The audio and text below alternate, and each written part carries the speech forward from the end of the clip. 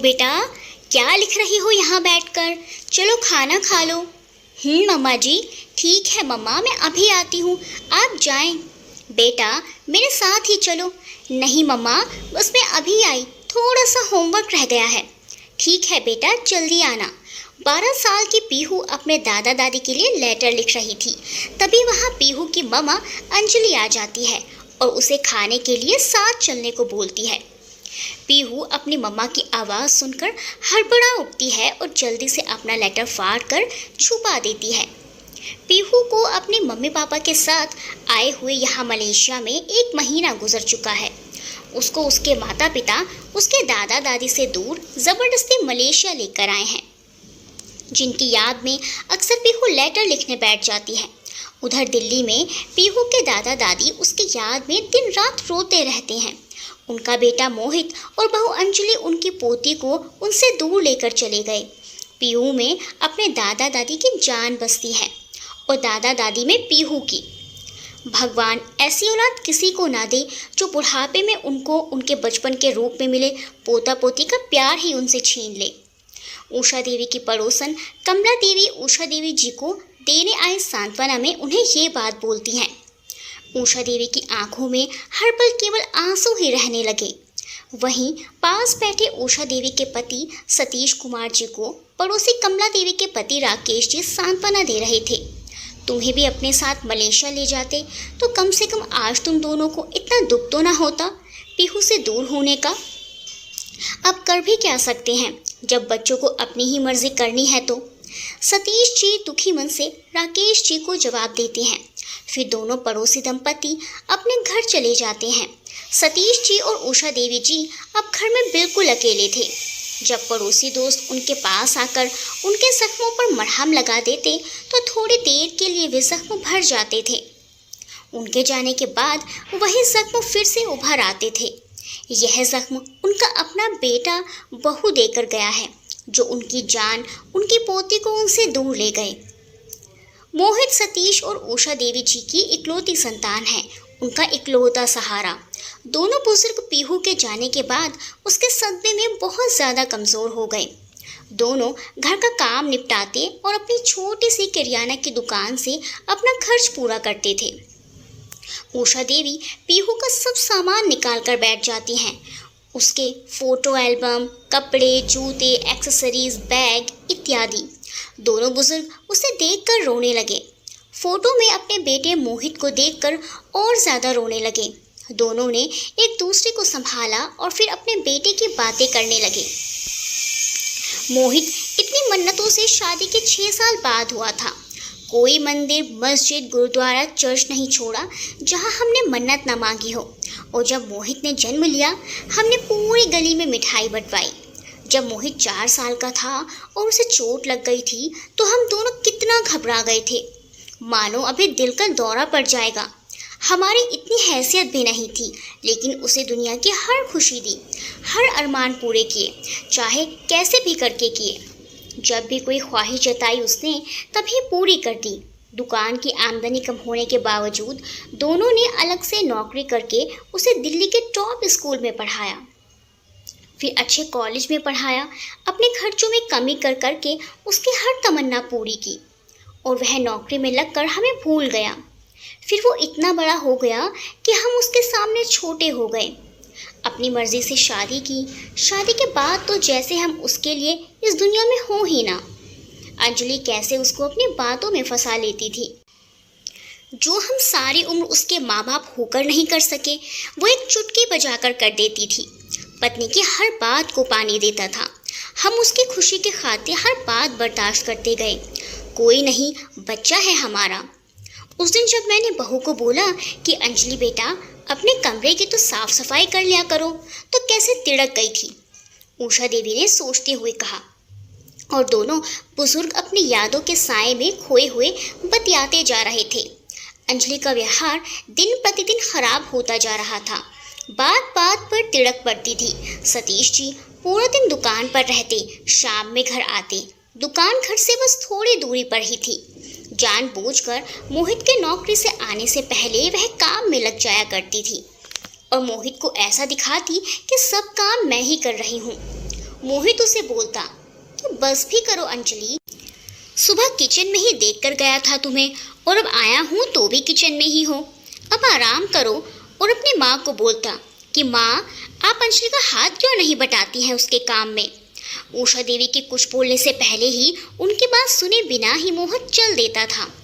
अब अंजलि माँ बनने वाली थी। घर में खुशियों की लहर दौड़ गई। उषा देवी जी अब पहले से भी ज्यादा सेहतमंद हो गई और घर का सारा काम करने लगी। रात में जानकर चूरा चूरा हो जाता था तो सतीश जी उन्हें दबाते थे। नींद की गोली खाकर सो जाती, फिर सुबह उठकर फिर से काम में लग जाती। सतीश जी भी सुबह जल्दी जल्दी दुकान खोल लेते और देर तक काम करते, क्योंकि उन्हें अपने आने वाले नन्हे मेहमान के लिए अच्छे से अच्छा उपहार जो लेना था। दुकान ज़्यादा बड़ी नहीं थी, जो आमदनी होती उसमें घर के खर्चे, बिल्स और मोहित की सैलरी से कुछ खर्चे पूरे हो जाया करते थे। इसीलिए दुकान पर कोई नौकर भी नहीं रखा था। फिर एक रात पीहू ने जन्म लिया तो पूरा घर उसकी किलकारियों से जगमग रोशन हो उठा। मोहित 30 वर्ष का हो गया था। 30 साल बाद इस घर में बच्चे ने जन्म लिया। सतीश जी और उषा जी की खुशियों का तो ठिकाना ही नहीं था। पीहू के लिए अनेक तोहफे लेकर आए। उषा देवी जी ने अपनी बहू की खूब सेवा की और साथ साथ पीहू का भी बहुत ध्यान रखा। उसे धूप लगाना, उसके डायपर चेंज करना, उसको नहलाना, कपड़े पहनाना, हर काम पीहू का उषा देवी जी ही करती थी। अंजलि का काम पीहू को बस दूध पिलाने का था। अंजलि तो रात में भी खर्राटे मार कर सोती थी। पीहू अपने दादा दादी के पास ही सोती थी। उषा देवी जी के शरीर का अंग अंग दर्द करने लगता तो पेन किलर खा खा कर काम करती। इसी तरह से 5 साल गुजर गए। पीहू स्कूल जाती तो स्कूल बस में भी उसके दादा दादी ही उसे बैठा कर आते और जब स्कूल से आती तो भी दादा दादी ही लाते। पीहू अपने रिपोर्ट कार्ड पर भी दादा दादी के ही साइन कराया करती थी। अब भी उसका टोटली काम उसके दादा दादी ही करते थे। अंजलि अपने फ़ोन में लूडो खेलती या बस अपनी बहन से बातों में लगी रहती थी। पीहू पर ज़रा भी ध्यान नहीं देती थी। मोहित शाम को थका हारा घर आता, थोड़ी बहुत बेटी पर प्यार दिखाता, खाना खाता और फिर से सो जाता। फिर सुबह जल्दी ऑफिस चला जाता। इसका असर ये हुआ कि पीहू अपने दादा दादी को ही अपने मम्मी पापा मानने लगी थी। उसने जब से आंखें खोली अपने दादा दादी को ही पास पाया है, उन्हीं को अपना सारा काम करते देखा है। तो कौन बच्चा होगा जो अपने दादा दादी को प्यार ना करे। पीहू जब भी कुछ करती तो सबसे पहले अपने दादा दादी को दिखाती। एक दिन पीहू खेल रही थी, दादी और उसकी माँ बैठी हुई थी तो खेलते खेलते पीहू गिर पड़ी और उसे चोट लग गई तो उसने दादी का नाम पुकारा। दोनों दौड़ कर आई, पीहू को उठाने लगी तो उसने अपनी माँ के हाथ को झटक दिया और दादी के पास गई। अंजलि वहाँ बैठी रह गई। उसने इस बात पर गौर किया तो वह सोच में पड़ गई कि यह क्या हो रहा है। मेरी बेटी मुझसे छीन ली जा रही है, मेरी बेटी होकर मुझे ही झटक रही है। और अफसोस में वह अपने कमरे में चली गई। रात में जब मोहित आया तो उसने यह सब उसे बता दिया और कान भर दिए। फिर उस दिन के बाद से अंजलि का व्यवहार बदल चुका। उसने लूडो खेलना तो कम कर दिया, लेकिन पीहू को लेकर अपनी बहन से बातें करती रहती थी। उसकी बहन भी उसे गलत गलत पाठ पढ़ाती रहती थी। अंजलि अब पीहू पर भड़कने लगी थी। अपनी माँ का बुरा बर्ताव देखकर और दादा दादी का प्यार देखकर पीहू अब 12 साल की हो गई थी। उसकी माँ उसे गुस्से की नज़रों से देखने लगी थी और हर बात पर उसे डांटने लगी थी। उसके दादा दादी उसका फेवर लेते तो बहू उन्हें भी सुनाती। एक दिन उषा देवी जी बीमार पड़ गई और सतीश जी यदि एक दिन भी दुकान ना खोलें तो अपनी पत्नी का इलाज और खाने पीने का खर्च कैसे उठाते। मोहित को तो उनसे जैसे कोई लेना देना था ही नहीं और अंजलि उन्हें कहाँ देखने वाली थी। पीहू भी अब कुछ समझदार हो गई थी तो वह अपनी दादी की सेवा में लग गई। उसकी माँ ने उसे डराया धमकाया, बहुत उसे समझाया, लेकिन वह नहीं मानी। फिर सुबह स्कूल जाने का टाइम हुआ तो तैयार भी नहीं हुई। कहने लगी, मैं दादी को बीमार हालत में छोड़कर स्कूल नहीं जाऊंगी। इस पर अंजलि ने उसे थप्पड़ जड़ दिया। पीहू रोने लगी लेकिन स्कूल नहीं गई। दादा दादी ने भी उसको बहुत समझाया, लेकिन पीहू कहाँ मानने वाली थी। अंजलि भड़क पड़ी और अपने सास ससुर को इस सब का जिम्मेदार ठहराने लगी। रात में मोहित ऑफिस से आया तो सारा हाल बता डाला, लेकिन मोहित इतना थका होता था कि उसकी बातें सुनकर सो जाता था। एक दिन मोहित की जॉब की छुट्टी थी और वह घर पर ही था। जब कभी उसकी छुट्टी होती तो अक्सर अपना दिन वह सोकर गुजार देता था।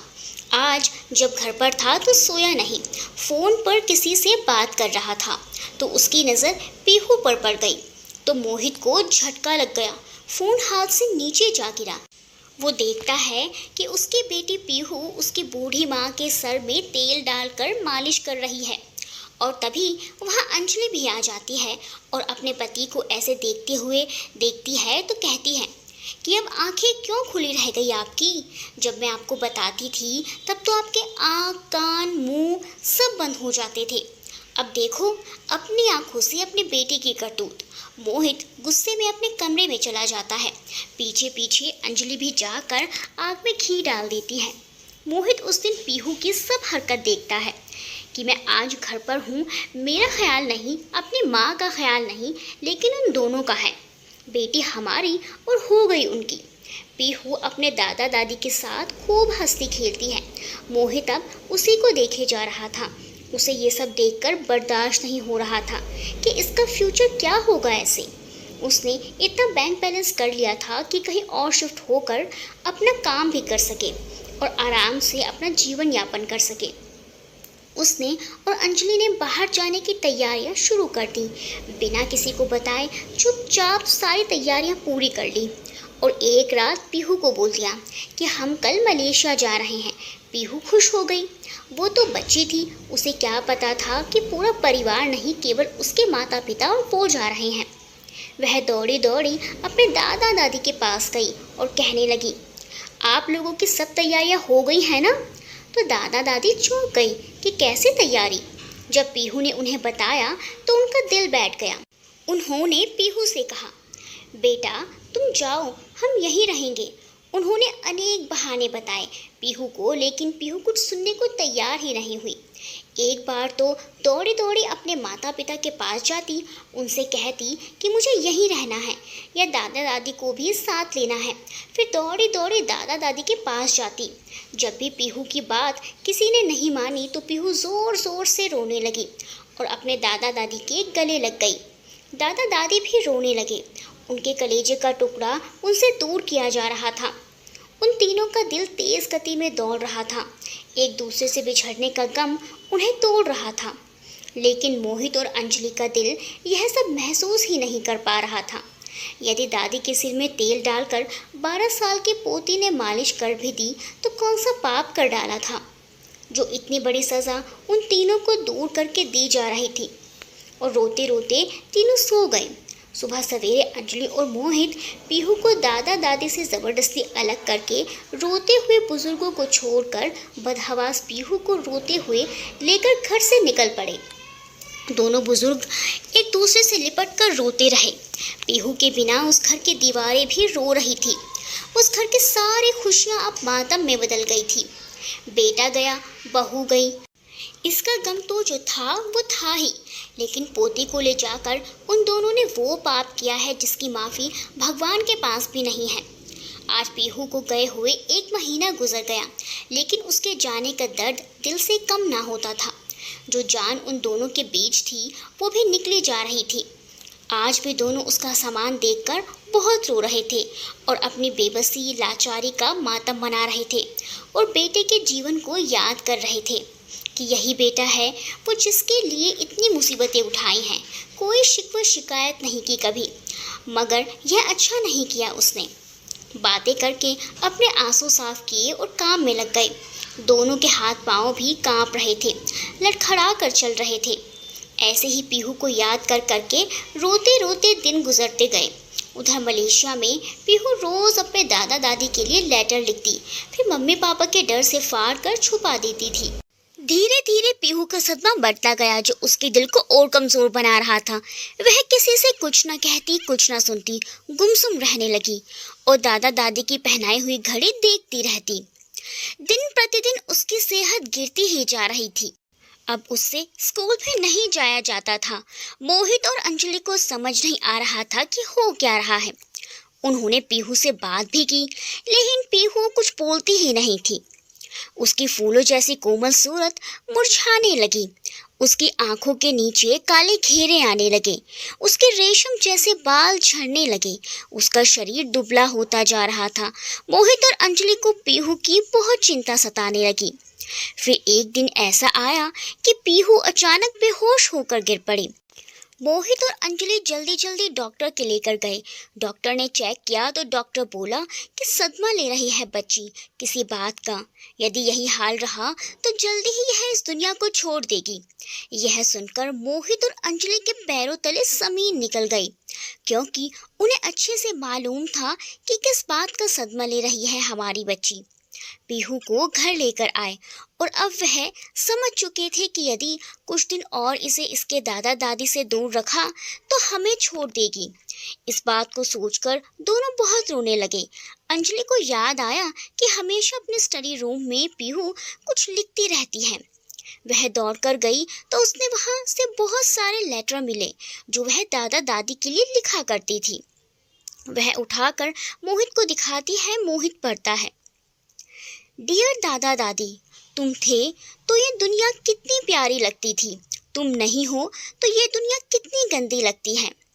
दादा दादी, मुझे सिर्फ आपका साथ चाहिए। बार बार हर पल आपका प्यार चाहिए। डियर दादा दादी, तुम मेरे होठों की वो खुशी हो जो मुझे केवल तुम ही दे सकते हो। डियर दादा दादी, मेरा दिल बस तुम्हें ही पुकारता रहता है। मैं बस यह सोचती रहती हूँ कि क्यों नहीं है मेरे पास मेरे दादा दादी, जिन्हें मैं सबसे ज़्यादा प्यार करती हूँ। जब भी मेरे सामने सब अपने दादा दादी की बात करते हैं, मैं वहाँ से चुपचाप आ जाती हूँ। जब पार्क में सब बच्चे अपने दादा दादी के साथ आते हैं, मैं वहाँ से भाग आती हूँ। क्यों नहीं है मेरे पास मेरे दादा दादी, जिन्हें मैं सबसे ज़्यादा मिस करती हूँ। मेरा भी मन करता है मुझे भी मेरे दादा दादी सबके डांट से बचाएं। मेरा भी मन करता है मेरे दादा दादी मेरे साथ बच्चे बन जाएं।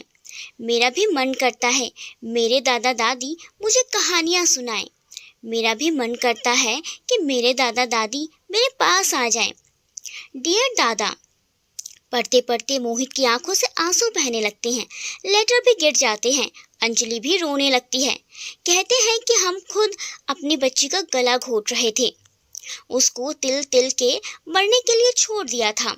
हम नहीं जानते थे कि पीहू अपने दादा दादी के लिए रोज़ ऐसे लेटर लिखती है। वह जल्द से जल्द दिल्ली जाने का इंतज़ाम करते हैं। आधी जान तो पीहू के दिल्ली जाने के नाम से लौट आई जब उसे पता चला कि दादा दादी के पास जा रहे हैं। और जब दादा दादी के पास पहुंची तो दादा दादी को यकीन ही नहीं हो रहा था। अपनी नज़रों पर पीहू दौड़कर उनके गले लग गई। तीनों बहुत खुश हुए। पीहू को बहुत चुमकारा और रोने लगे। पीहू एकदम भली चंगी हो गई। यह सब देखकर मोहित और अंजलि की आंखों में भी आंसू आ गए। उन दोनों ने सतीश जी और उषा जी और पीहू से माफ़ी मांगी। कहने लगे, हमसे बहुत बड़ा अनर्थ हुआ है।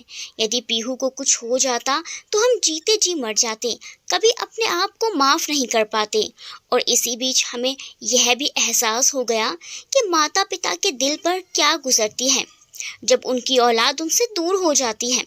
सतीश जी और उषा देवी जी कहते हैं, बेटा जो होता है अच्छे के लिए होता है। यदि ये सब ना होता तो तुम्हें इसका एहसास भी ना होता। मोहित और अंजलि भी उन दोनों के गले लग जाते हैं और उनका परिवार सुखी संपन्न परिवार बन जाता है। घर में चारों ओर सिर्फ और सिर्फ खुशियां ही खुशियां थी।